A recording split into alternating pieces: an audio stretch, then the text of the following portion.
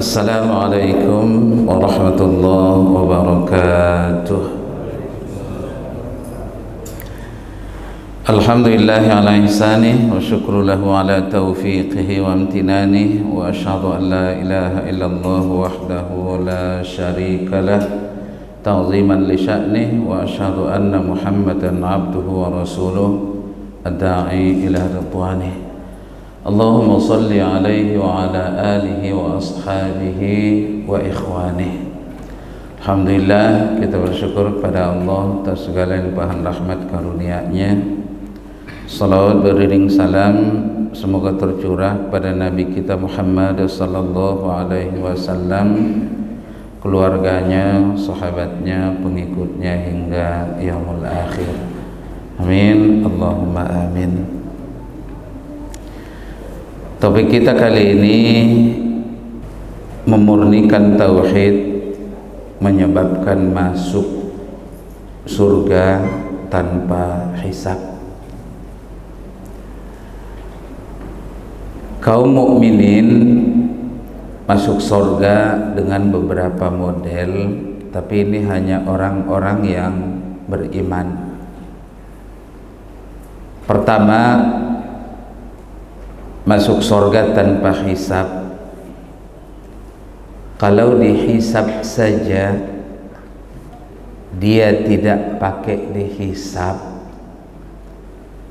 tentu dia tidak akan masuk ke dalam neraka.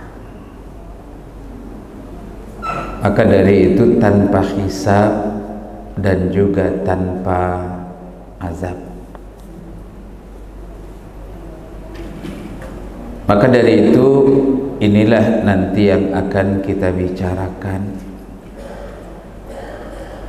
Kemudian yang kedua, masuk surga dengan hisab terlebih dahulu, dengan hisab yang mudah.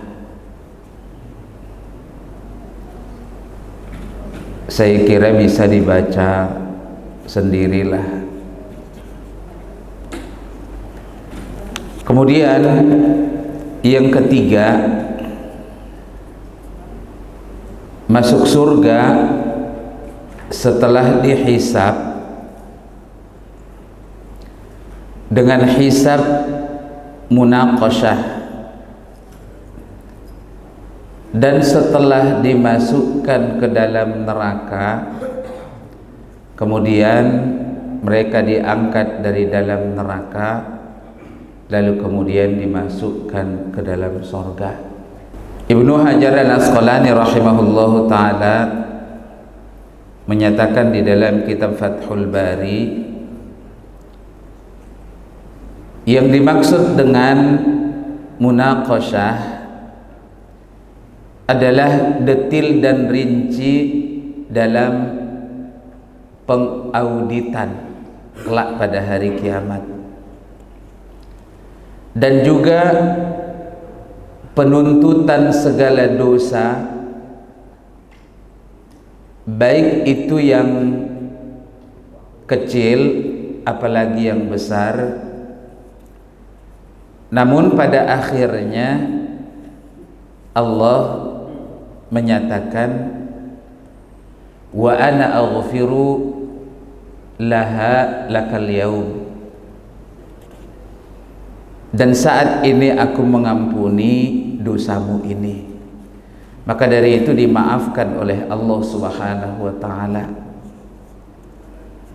Maka dari itu Nabi sallallahu alaihi wasallam bersabda, man nuqisha, barang siapa yang ditanya oleh Allah secara detil, nuqishal hisab udziba, pasti dia akan terkena siksa. Tapi namun pada akhirnya dia akan masuk ke dalam surganya Allah Subhanahu wa ta'ala. Maka dari itu yang akan kita bicarakan adalah masuk surga tanpa hisab dan juga tanpa azab. sekalipun bagi kita ini saya mikir agak kecil lah ya kemungkinan kita bisa diantara dari orang yang masuk sorga tanpa hisab dan juga tanpa azab. Sebab jumlah kaum muslimin yang bisa masuk sorga tanpa hisab dan tanpa azab itu hanya 70.000 dari kaum muslimin berdasarkan sabda Nabi sallallahu alaihi wasallam. Para sahabat jumlahnya ratusan ribu, hanya 70.000. Maka dari itu sangat kecil lah ya kemungkinan. Cuman sekecil apapun kemungkinan itu, paling tidak ada usaha dari kita biar kita bisa disebut sebagai orang yang dapat masuk surga tanpa hisab dan juga tanpa azab. Maka dari itu penulis kitab menyebutkan ada tiga dalil. Maka dalil yang pertama ditulis oleh Muhammad At-Tamimi rahimahullahu ta'ala di dalam surat An-Nahl ayat 120. Allah subhanahu wa ta'ala berfirman, Inna Ibrahim kana ummatan, sesungguhnya Nabiullah Ibrahim itu beliau adalah sebagai umat. Kita lihat nanti apa yang dimaksud dengan umat. Qanitan lillah hanifan, yaitu umat yang qanitan, yang taat dan patuh, yang dijadikan teladan lillah karena Allah, hanifan. Nabiullah Ibrahim itu adalah seorang yang berpegang teguh dengan kebenaran. Kemudian walam yaku minal musyrikin, dan Nabiullah Ibrahim bukanlah termasuk orang yang musyrik. Maka dari itu ada 4 makna dari sifat Nabiullah Ibrahim yang disebutkan di dalam ayat ini. Pertama, Nabiullah Ibrahim, inna Ibrahim kana ummatan, beliau adalah ummah. Ada 2 makna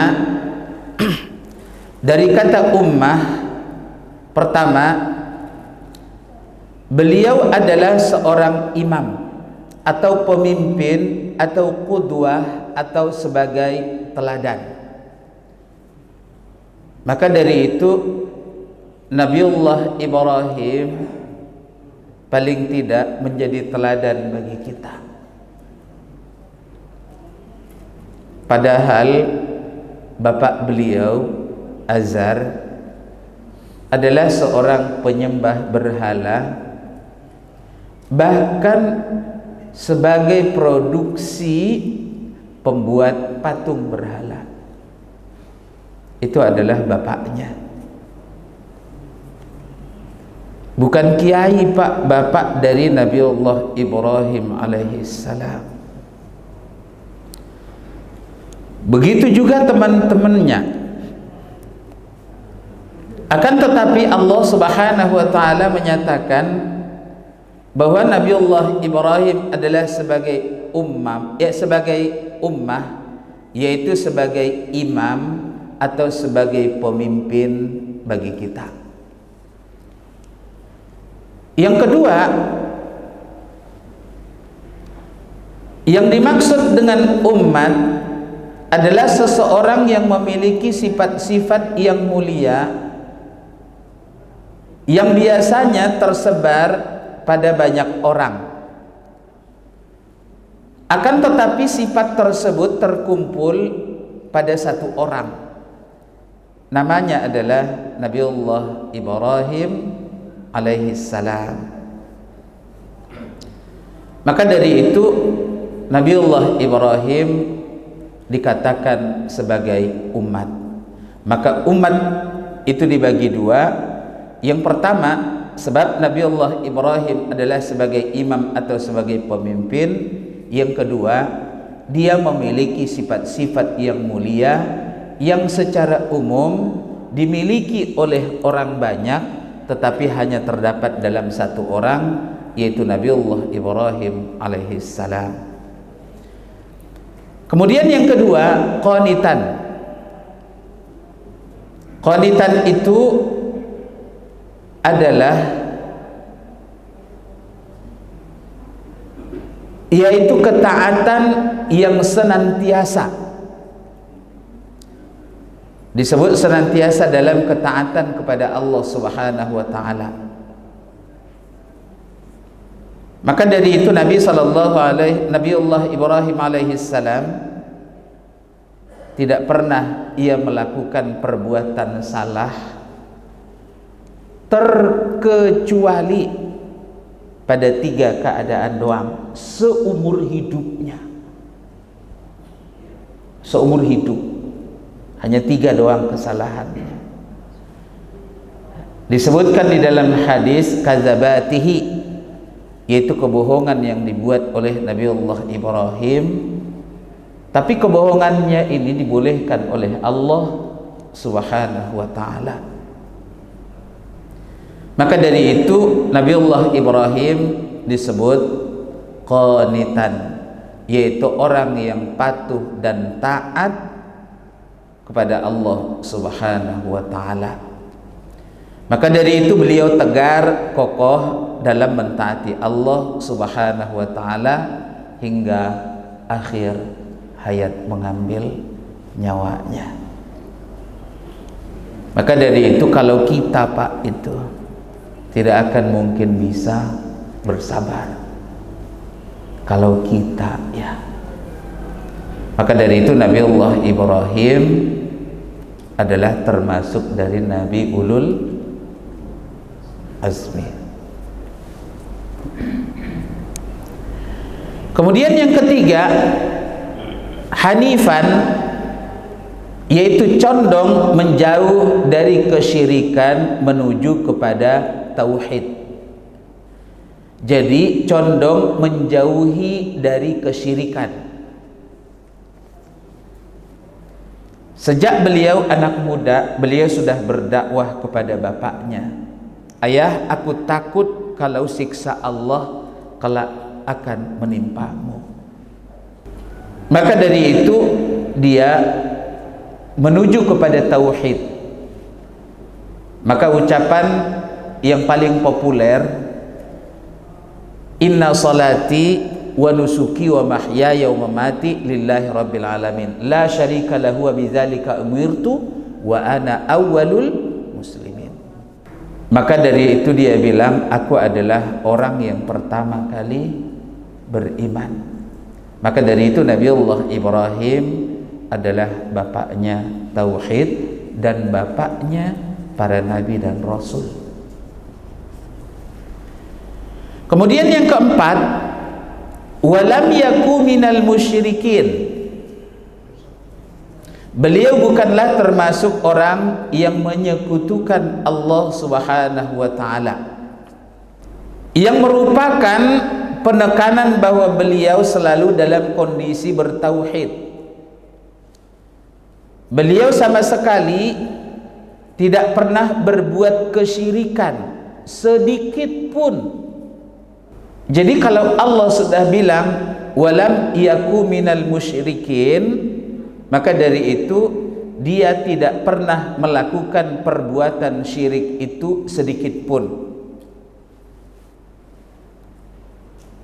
Bisa kita lihat di dalam huruf lam pada ayat walam yaku adalah huruf qalab yang fungsinya adalah mengubah fi'il mudhari yang menunjukkan kata kerja yang sedang berlangsung atau yang akan datang menjadi fi'il madhi yang menunjukkan kata kerja di masa lampau, sehingga terjemahan ayat ini beliau tidak pernah sama sekali termasuk orang-orang yang musyrik.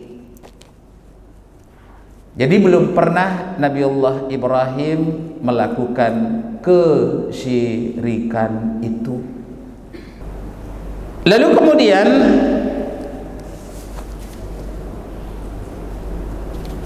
yang kelima, lanjutan ayat ini menyebutkan dengan sifat yang kelima, syakiran li an'umih. Beliau adalah orang yang mensyukuri karunia-karunia Allah atau nikmat-nikmat dari Allah Subhanahu wa taala. Maka dengan lima sifat ini Allah menganugerahkan kepada beliau juga 5 kemuliaan. Pertama, ijtaba, yaitu Allah memilih Nabiullah Ibrahim sebagai seorang pemimpin ataupun seorang imam dari kaum muslimin. Maka dari itu ketika salawat di dalam Islam yang paling baik adalah salawat Ibrahimiyah. Allahumma salli ala Muhammad wa ala ali Muhammad kama sallaita ala Ibrahim. Ya Allah, anugerahkanlah salawat dan salam kepada Nabi kami Muhammad sebagaimana Engkau anugerahkan salawat dan salam kepada Nabiullah Ibrahim. Maka dari itu Nabiullah Ibrahim dipilih kepada kita. Yang kedua, wahadahu ila siratim mustaqim, Allah menunjuki kepada jalan yang lurus. Maka dari itu ikutilah Nabiullah Ibrahim alaihissalam. Yang ketiga, wa atainahu fid dunya hasanah, kami memberikan kepadanya kebaikan selama hidup di dunia. Yang dimaksud dengan zikrul hasan yaitu sebutan yang baik. Semua penganut agama samawiyah termasuk diantaranya Yahudi dan Nasrani tentu memuji Nabiullah Ibrahim alaihissalam, bahkan mengaku-ngaku sebagai pengikut mereka. Maka dari itu Allah menyatakan makana Ibrahim Yahudian wala Nasranian. Nabiullah Ibrahim bukan beragama Yahudi dan bukan beragama Nasrani. Sebab Yahudi ada jauh di bawah dari Nabiullah Musa alaihissalam, sedangkan Nabi Musa di bawah dari Nabiullah Ibrahim alaihissalam. Maka dari itu ketika kita membuat gampang dari turunannya saja, Nabiullah Ibrahim punya anak Ismail dan juga Ishak. Ishak punya anak Yakub. Nabiullah Yakub memiliki anak 12. Nah, inilah yang disebut Bani Israel itu. Salah satunya nanti akan lahir Nabiullah Musa, kemudian Daud, kemudian Nabi Sulaiman. Maka pengikut Nabi Sulaiman mengataskan nama bahwa mereka adalah turunan dari Yahuda, dari kalangan Bani Israel itu. Bagaimana kita bilang bahwa dia Nabiullah Ibrahim agama Yahudi, tidak mungkin. Wala Nasranian, apalagi Nasrani. Nasrani ada setelah Nabiullah Isa alaihi salam. Sebab pada masa Nabi Isa belum beragama Nasrani, Pak. Pada abad yang keempat, pada tahun 325 baru kemudian Nazaret, baru kemudian ada agama Nasrani, lalu kemudian itulah Nasrani. Maka dari itu agama sebelumnya adalah agama Nabiullah Musa alaihissalam adalah agama tauhid, agama Nabiullah Isa alaihissalam juga adalah agama tauhid. Jadi yang mengatasnamakan Yahudi dan Nasrani adalah pengikutnya sendiri, bukan Allah yang memberi nama itu. Lalu kemudian ketika Allah menyebutkan walan tardha ankal yahudu walan nasara, tidak akan pernah ridha kepadamu orang Yahudi dan orang Nasrani, itu adalah ayat Al-Qur'an yang turun kepada Nabi sallallahu alaihi wasallam. Sebab istilah Yahudi dan Nasrani itu sudah ada sebelumnya. Maka dari itu Allah menyebut Yahudi dan juga Nasrani. Kemudian yang keempat, wa innahu fil akhirati laminas salihin, dan sesungguhnya dia di akhirat benar-benar termasuk orang yang soleh, yaitu termasuk di antara dari penghuni sorga. Maka dari itu Nabiullah Ibrahim adalah orang yang pertama kali kelak diberikan pakaian di akhirat. Nabiullah Ibrahim alaihi salam. Kemudian yang kelima, pada ayat 123, summa auhayna ilaika anittabi' millata Ibrahim hanifa wa ma kana minal musyrikin. Kemudian kami wahyukan kepadamu, maksudnya kepada Nabi sallallahu alaihi wasallam. Maksud kepadamu itu adalah kepada Nabi sallallahu alaihi wasallam. Anittabi' millata Ibrahim hanifa, ikutilah agama Nabiullah Ibrahim, seorang yang hanif itu. Wa ma kana minal musyrikin, dan dia bukan termasuk orang yang menyekutukan Allah Subhanahu wa taala. Jadi Allah jadikan sebagai imam atau panutan, bahkan Allah memerintahkan Nabi sallallahu alaihi wasallam untuk mengikuti ajaran Nabiullah Ibrahim alaihi salam. Maka dari itu ini adalah yang pertama. Kemudian Muhammad At-Tamimi rahimahullahu ta'ala membuat dalil yang kedua di dalam surat Al-Mu'minun ayat 59. Allah menyatakan walladzina hum birabbihim la yusyrikun, dan orang-orang yang mereka tidak mempersekutukan Rabb mereka, maksudnya sedikit pun tidak mempersekutukan Allah Subhanahu wa taala. Maka sisi pendalilannya adalah Allah telah memuji kaum mukminin, yang dimaksud adalah pengikut Nabi Muhammad sallallahu alaihi wasallam, bahkan namanya adalah para sahabat radhiyallahu anhum, dengan menyebutkan sifat-sifat dari kalangan para sahabat itu. Di antara dari sifat mereka, walam yakum minal musyrikin, jadi mereka tidak melakukan perbuatan kesyirikan itu, yaitu para sahabat radhiyallahu anhum. Maka dari itu Allah Subhanahu wa taala berfirman di dalam surat Al-Mu'minun dari ayat 57 sampai ayat 60, Allah menyatakan, innal ladzina hum min khasyati rabbihim musyfiqun. Sungguh orang-orang yang berhati-hati karena takut kepada azab Rabb mereka.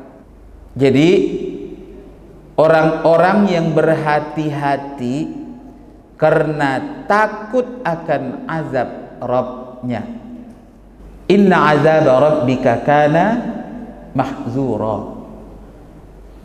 Allah menyatakan di dalam surat Al-Isra, inna azab rabbika, sesungguhnya azab Rabbmu lah, kana mahzura, adalah sesuatu yang seharusnya ditakuti.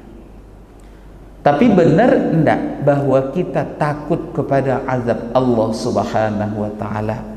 Maka yang menjadi ukurannya adalah akhlak kita.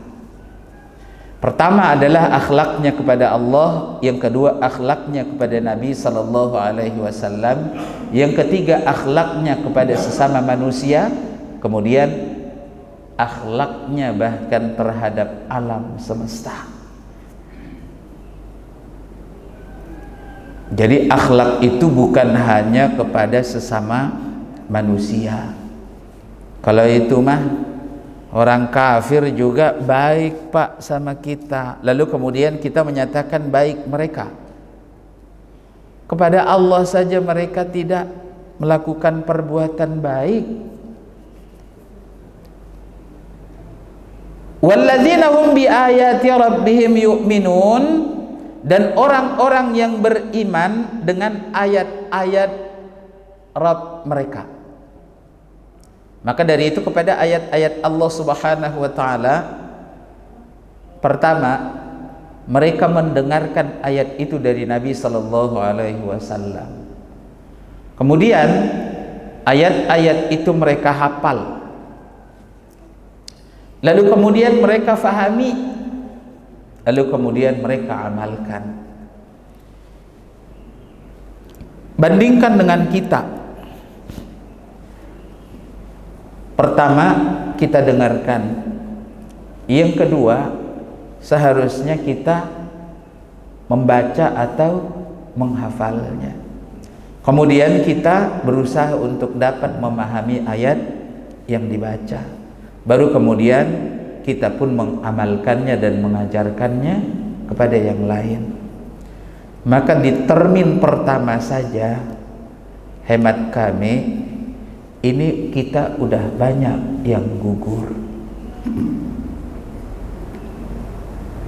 Pertama, untuk membaca Al-Quran.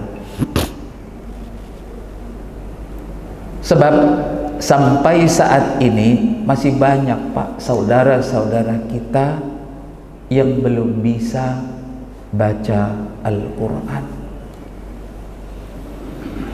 Lalu bagaimana mengimaninya? Uang bacanya aja nggak bisa. Lalu kemudian walladzina hum bi rabbihim la yusyrikun. Ini ayat yang kita baca di atas tadi. Walladzina yu'tuna ma atau wa qulubuhum wajilah annahum ila rabbihim raji'un. Dan orang-orang yang memberikan apa yang telah mereka berikan dengan hati yang takut, karena mereka tahu bahwa sesungguhnya mereka akan kembali kepada Rabb mereka. Maka dari itu para sahabat radhiyallahu anhum, di antaranya adalah sahabat Abu Bakar, yang kedua adalah Umar bin Khattab radhiyallahu anhuma. Sahabat Abu Bakar menginfakkan seluruh hartanya untuk Islam. Sampai Nabi sallallahu alaihi wasallam bertanya kepada sahabat Abu Bakar, apa yang ia tinggalkan untuk anak-anaknya? Jawaban Abu Bakar radhiyallahu anhu, aku sudah meninggalkan Allah dan Rasulnya. Kemudian sahabat Umar bin Khattab menginfakkan separuh dari jumlah hartanya kepada Islam. Sahabat Utsman bin Affan sampai sekarang, Pak, rekeningnya masih ada, dibuat oleh kerajaan Arab Saudi. Maka dari itu kalau kita ke Arab Saudi, kalau bahasa kita disebut dengan istilah jam gadang di Arab Saudi, bangunan itu milik siapa itu? Itu milik sahabat Utsman bin Affan radhiyallahu anhu. Diambil dari harta beliau, lalu kemudian dikembangkan oleh kerajaan Arab Saudi, lalu kemudian jadilah bangunan setinggi itu. Maka dari itu, untuk kesejahteraan seluruh dari karyawan Masjidil Haram diambil dari sana. La ilaha illallah. Bandingkan, Pak, dengan kita, aduh, tidak ada apa-apanya, Pak. Lalu kemudian ingin masuk surga tanpa hisab, tanpa azab. Inna lillahi wa inna ilaihi raji'un. Di akhir ayat Allah menyebutkan sifat mereka, menunjukkan mereka adalah orang-orang yang telah memurnikan tauhid, yaitu orang-orang yang segera melakukan kebaikan. Dengan firman Allah, ulaika yusari'una fil khairat, mereka itu adalah orang-orang yang bersegera mendapatkan kebaikan-kebaikan itu. Wahum laha sabiqun, dan mereka adalah orang-orang yang segera memperoleh kebaikan itu. Maka dari itu mereka masuk surga insya Allah tanpa hisab dan juga tanpa azab. Maka ikhlas setiap kita. Seandainya mereka masuk surga tanpa hisab dan tanpa azab, insya Allah. Kemudian yang ketiga,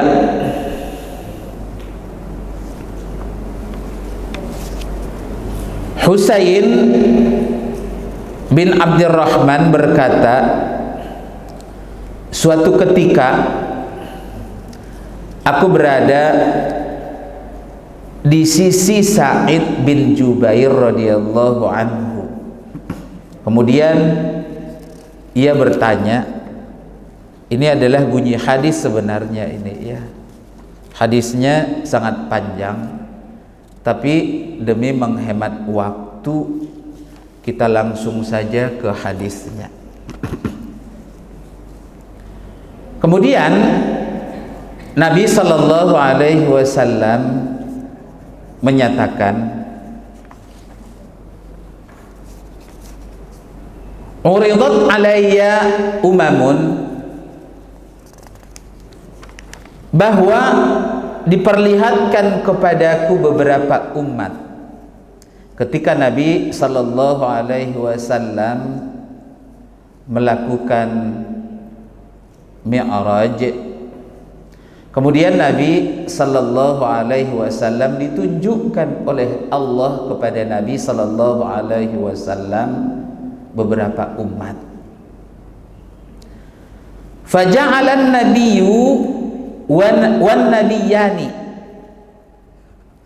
Lalu kemudian Allah menunjukkan kepada Nabi sallallahu alaihi wasallam ada sekitar 1 atau 2 nabi sallallahu alaihi wasallam yamurruna ma'ahum ar-rahtu, di mana melintas bersama mereka hanya beberapa orang pengikutnya. Jadi ada bersama mereka bersama Nabi itu ada yang pengikutnya hanya 1 atau 2 orang, dan ada Nabi yang pengikutnya beberapa orang. Wan nabiyyu laisa ma'ahu ahadun, sampai ada Nabi dari 124.000 jumlah Nabi dan Rasul, laisa ma'ahu ahadun, tidak ada orang yang ikut di belakang dia. Tapi nama Nabi ini tidak disebutkan. Tapi ini ngarang lah ini ya, ini ngarang, ini saya ini saya lah. Contoh Nabi Khadir, siapa pengikutnya?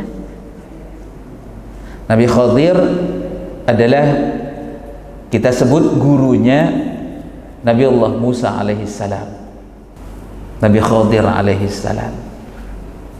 Jadi ada Nabi yang tidak ada pengikutnya. Sedangkan Nabi Musa bukan ngikutin Khadir, sebab Khadir bukan Bani Israel, sedangkan Musa diutus hanya untuk kalangan Bani Israel.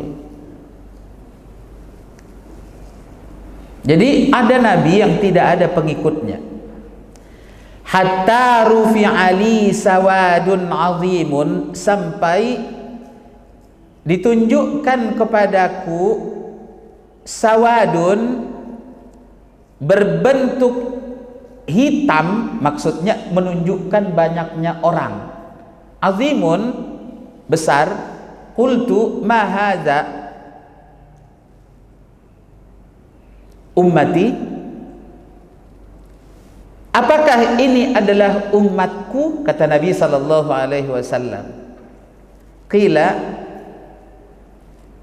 dikatakan, bal haza Musa wa qaumuhu, ini adalah pengikut Musa dan juga kaumnya. Qila unzur ilal ufuq, perhatikan atau lihatlah kepada ufuk. Ufuk itu kalau kita saat ini ada ufuk barat, ada ufuk timur. Jadi ufuk itu ketika kita di laut melihat sejauh mata memandang, bertemu antara langit dengan laut itu, maka garis itu, pertemuannya itu disebut dengan istilah ufuk. Maka dari itu, fa'idha sawadun yamla'ul ufuk, lalu kemudian adalah sekelompok orang yang memenuhi satu ufuk itu. Summa qila li unzurha huna, coba lihat ke arah sini lagi. Wahahuna, dan ke arah sini lagi. Fi afaqis samai, di ufuk-ufuk dari langit. Fa idza sawadun, maka tiba-tiba adalah banyak orang qad mala al ufuk, yang memenuhi ufuk itu. Qila hadhihi ummatuk, ini adalah umatmu. Kelak pada hari kiamat, umat Nabi Muhammad itu insya Allah akan lebih banyak dibanding dari umat yang lain. Di sorga kelak, penghuni sorga itu terdapat 120 barisan. Terdapat 120 barisan. Pertanyaannya, berapa baris umat Nabi Muhammad sallallahu alaihi wasallam? Berapa baris? 80 baris adalah umat Nabi sallallahu alaihi wasallam. 80 baris. Artinya 2/3 dari isi sorga adalah umat Nabi sallallahu alaihi wasallam. 2/3 dari umat Nabi sallallahu alaihi wasallam. Kemudian wa yadkhulul jannata min haula'i,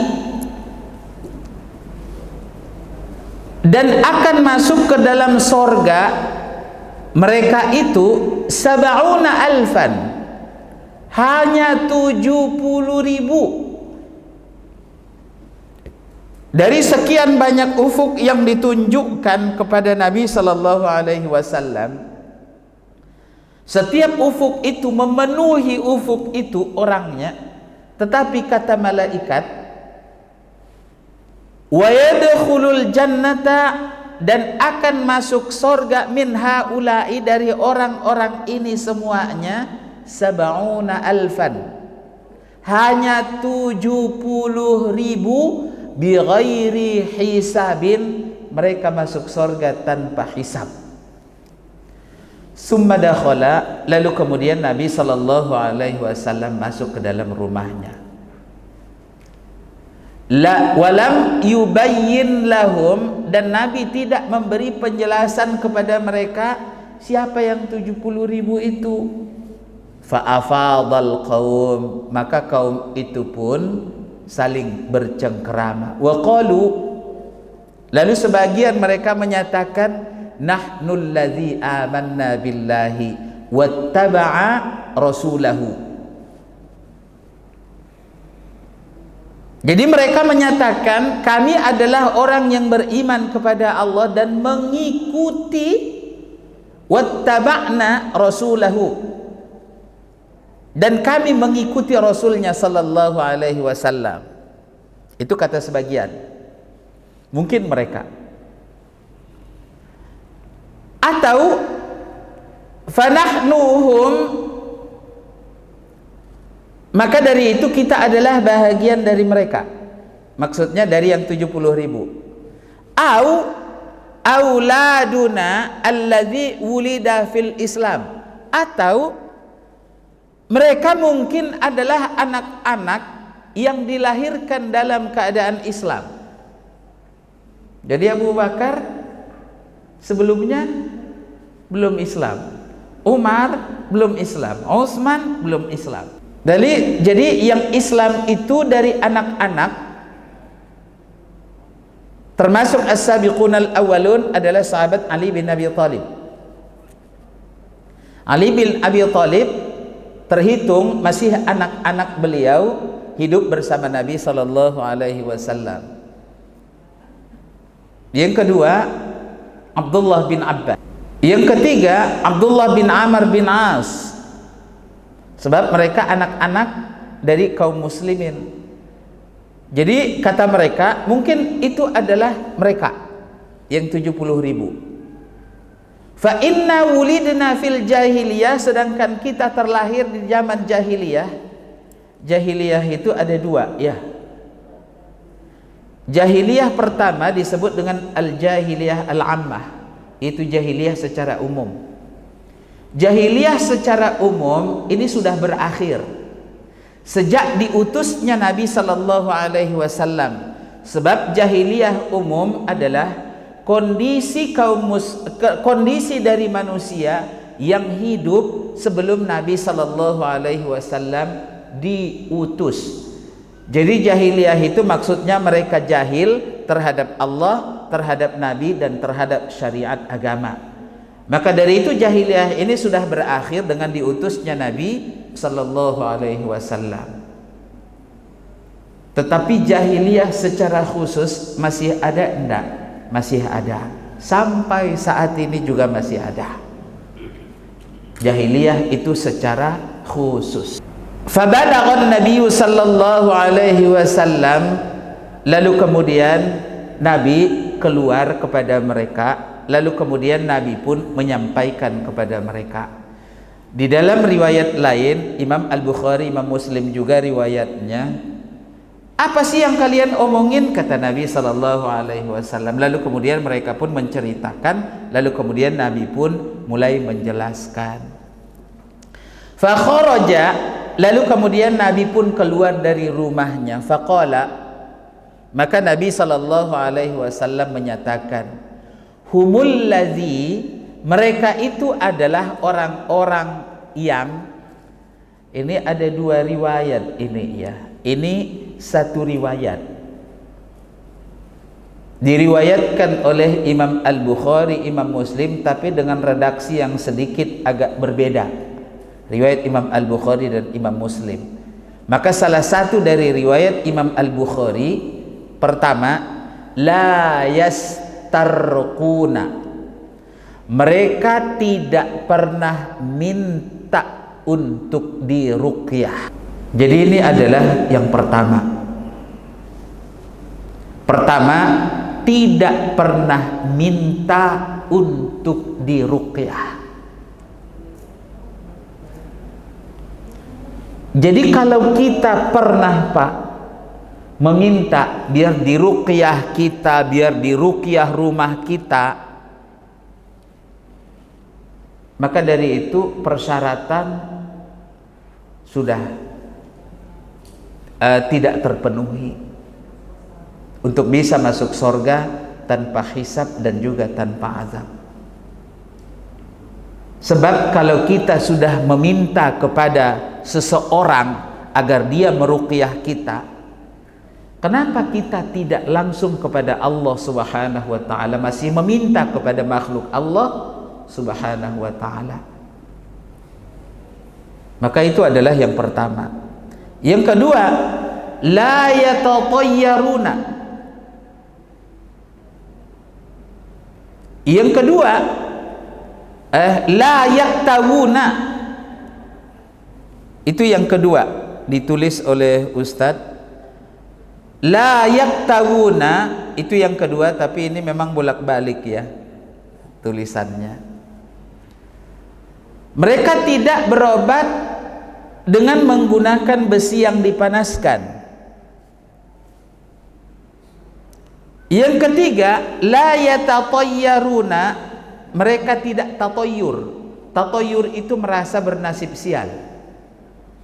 Itu tidak boleh.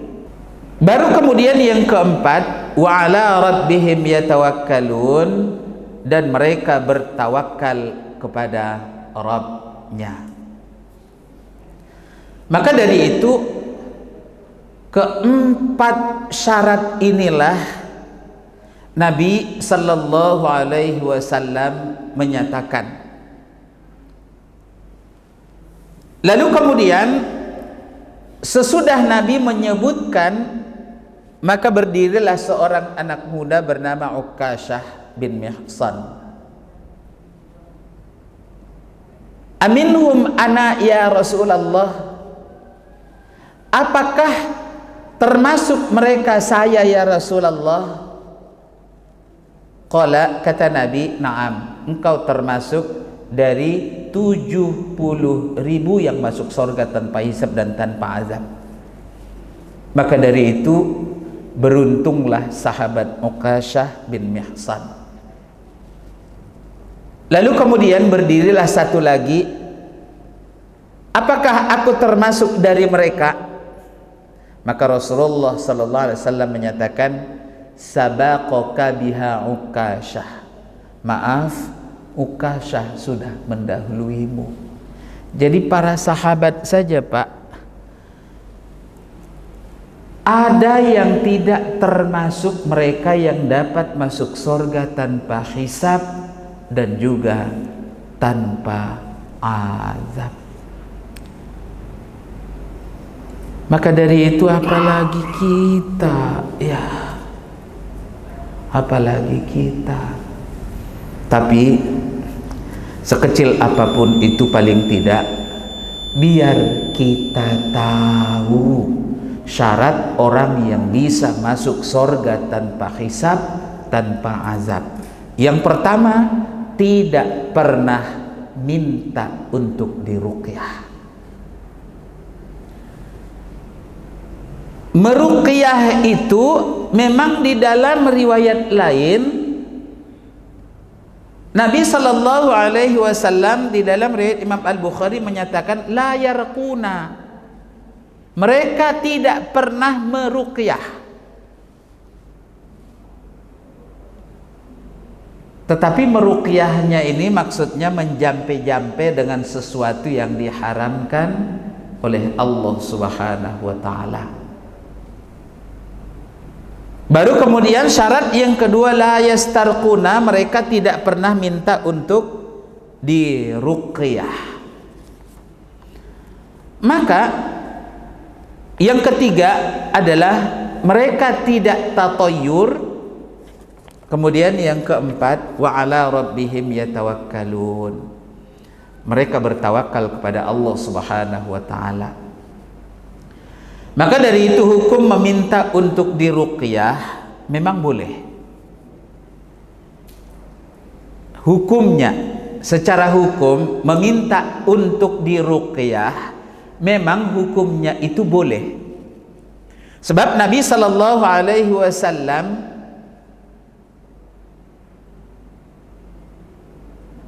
man istata'a minkum an yanfa'a akhahu falyaf'alhu. Barang siapa yang sanggup untuk mendatangkan manfaat bagi saudaranya, maka hendaklah ia melakukannya. Lalu kemudian seandainya ada saudara kita kesurupan, lalu kemudian kita pun minta tolong kepada dia untuk meruqyah saudara kita yang kesurupan itu, boleh enggak? Kita boleh, dia juga boleh. Kita meminta boleh, dia yang mau meruqyah juga boleh meruqyah. Tetapi yang tidak boleh disebutkan maniktawa awis tarqa, barang siapa melakukan pengobatan dengan cara membakar diri dengan besi panas atau meminta diruqyah, faqad bari'a minat tawakkul, maka sungguh ia tidak memiliki rasa tawakal. Tawakal harusnya kepada siapa? Kepada Allah. Tapi ketika kita minta untuk diruqyah, maka tawakalnya pindah dari Allah kepada orang yang meruqyah. Maka dari itu, ruqyah itu pada asalnya tidak boleh, Pak. Sebab Nabi sallallahu alaihi wasallam menyatakan bahwa asalnya innar ruqa wat tamaim wat tiwalah syirkun. Sesungguhnya ruqyah, jimat dan ilmu pelet itu adalah syirik. Itu syirik. Maka dari itu disebut oleh Nabi bari'a minat tawakkul. Maka dari itu tidak boleh. Cuman ketika ada orang yang meruqyah di masa Nabi, lalu kemudian ditunjukkan kepada Nabi seperti apa mereka meruqyahnya, maka Nabi menyatakan laisa birruqa ma lam takun syirkan. Bukan laisa. La ba'sa birruqa ma lam takun syirkan. Tidak ada masalah dengan ruqyah kalian selama tidak mengandung kesyirikan. Maka dari itu, sejak dari situ meruqyah itu jadi boleh. Maka kalau kita mau diruqyah, meminta ruqyah itu sebenarnya tidak boleh.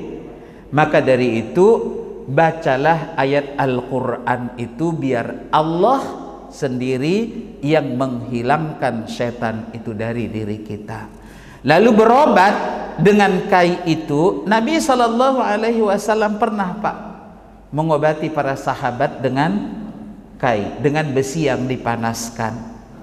Tetapi pada akhirnya Nabi sallallahu alaihi wasallam menyatakan, wa ana anhaakum 'anil kayyi, aku melarang kalian dari melakukan kai itu. Kai itu adalah besi dipanaskan. Maka sesuatu yang dilarang itu jauhi dan hindarilah. Maka hanya 4 doang syarat agar kita dapat masuk surga tanpa hisab dan tanpa azab, sebagaimana yang disebutkan oleh Nabi. Pertama adalah la yastarquna, tidak pernah minta untuk diruqyah. La yaktawuna, tidak berobat dengan menggunakan besi yang dipanaskan. La yatatayyaruna, tidak tatoyur, merasa bernasib sial. Misallah, Kalau ada kupu-kupu nempel di atas pintu, nah itu ada tamu, mau ada tamu kata siapa, nggak jelas itu ya, kata siapa itu.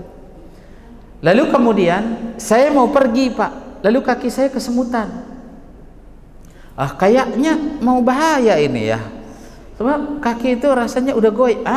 Itu tatoyur Pak, itulah tatoyur itu. Pernah enggak itu terjadi dalam diri kita? Kalau sudah pernah Pak, batal syarat masuk surga tanpa hisab, tanpa azab. Maka dari itu tidak mudah. Kemudian wa ala rabbihim yatawakkalun, seumur hidupnya mereka bertawakal kepada Allah Subhanahu wa taala. Maka dari itu 10 para sahabat telah dijamin oleh Nabi sallallahu alaihi wasallam masuk ke dalam surga. Tapi yang 70 itu siapa orangnya? Nabi tidak menyebutkannya. Maka dari itu berlombalah setiap kita untuk bisa masuk surga tanpa hisab dan tanpa azab itu. Wallahu a'lam bishawab. Mungkin sampai di sini yang dapat kami sampaikan, lebih dan kurang kami minta maaf yang sebesar-besarnya.